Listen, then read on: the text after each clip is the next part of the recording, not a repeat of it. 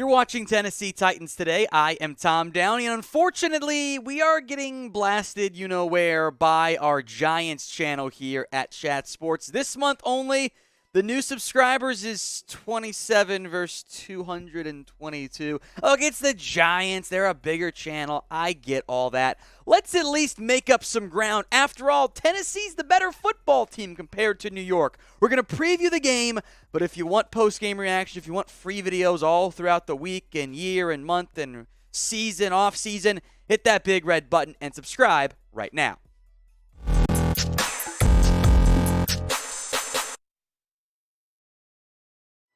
At long last, week 1 of the NFL season is here. I'm here to preview the Titans-Giants matchup in week 1 in what should be a game that favors the Tennessee Titans because, you know, we all have eyes, and we know that Tennessee's good at football, and the Giants are not so good at football. Oh, it's also a home game, by the way, for Tennessee. Football is finally back, and then I mean real football. Like, yeah, college football's back. I love college football, don't get me wrong. But real NFL football is back because the preseasons, that just doesn't count.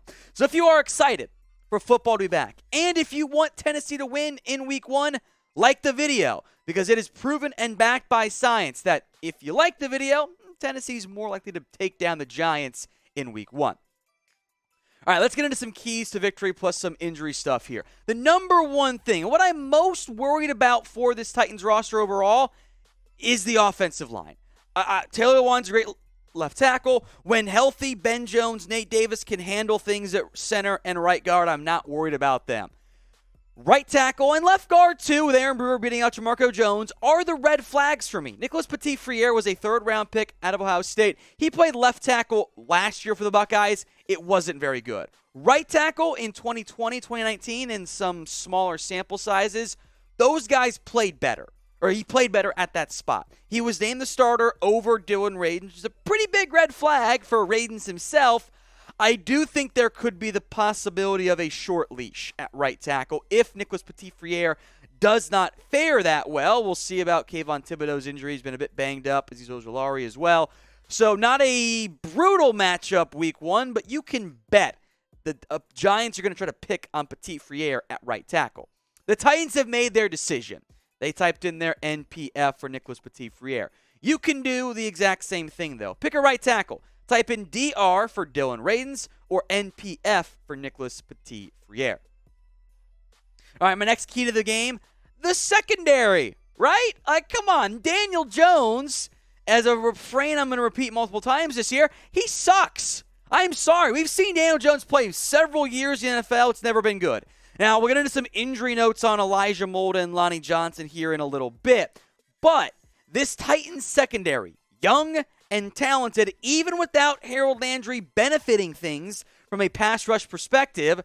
The Giants, Kenny Galladay's been a bum so far for them. Daniel Jones is an inconsistent turnover machine. They should be able to take the football away. Fulton, Molden if he plays. If not, Roger McCreary, Kevin Byard, Amani Hooker, Caleb Farley. This secondary is very talented. And I am hyped to see Caleb Farley truly back out there for almost the first time. I know he played a little bit in 2021 before getting hurt again. When healthy, the prospect was my number 1 corner in that draft class. Now, the injury was a factor. That's why he fell to Tennessee. Hope he stays healthy this year, but the talent unquestionably is there. So I messed up that, my bad. Today's show is made possible by BetUS. Got out of track there. Use promo code CHAT125 for a 125% deposit bonus when you sign up with BetUS. That's chatsports.com/bet, promo code CHAT125. $100 down, minimum, gets you that deposit bonus. Pro tip, bet on Tennessee to cover the spread. A 6-point favorite against a bad Giants team. I'm hammering Tennessee this week to cover that spread, -6. Join me by heading over to chatsports.com/bet, promo code CHAT125. All right, some injury news and notes I want to get into here. Elijah Molden, he has been banged up. The official injury report will come out later today. He's missed a lot of practice, though. I don't know if he's going to be able to play this week for Tennessee. If not, Roger McCreary will get some run. Lonnie Johnson missed some time on Monday's practice. We'll see again what happens officially today. We're filming before practice is over. So we'll see, but he might be inactive either way for Tennessee. Good news, though, is Zach Cunningham is making his way back to the Tennessee Titans roster. He had missed some time. He was in the non-contact jersey. He should be good to go, benefiting a Titans team that's going to want to stop the run since the Giants will try to run the football and get the ball to Saquon Barkley as often as possible. So who you got in this one? T for the Titans or G for the Giants? Let me know in the comments section. I, of course, am spamming my T, and I think we'll see hundreds, if not thousands, of T's on today's video. Let's go to Derrick Henry now. He needs to be king. And in general, I like to throw the football on offense, etc. But especially for Tennessee, you probably want to run the football a little bit there, right? Like that just makes sense for what Tennessee wants to do and who Derrick Henry is. I don't want to overwork him. I don't. I want to keep that volume a little bit lower than what it's been in recent years. He missed half the year last year, had 219 carries.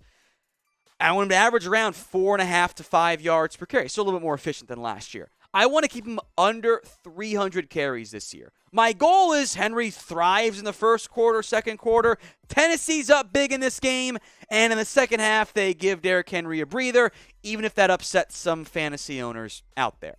So how many touchdowns will Derrick Henry have this year? Let me know in the comments section. Is it going to be 10? Is it going to be 20? It's probably somewhere in that range, historically speaking. Get your predictions in for me in the comments section. My fourth and final key to the game, don't eat the bones. And if you're going, what the hell are you talking about, Tom?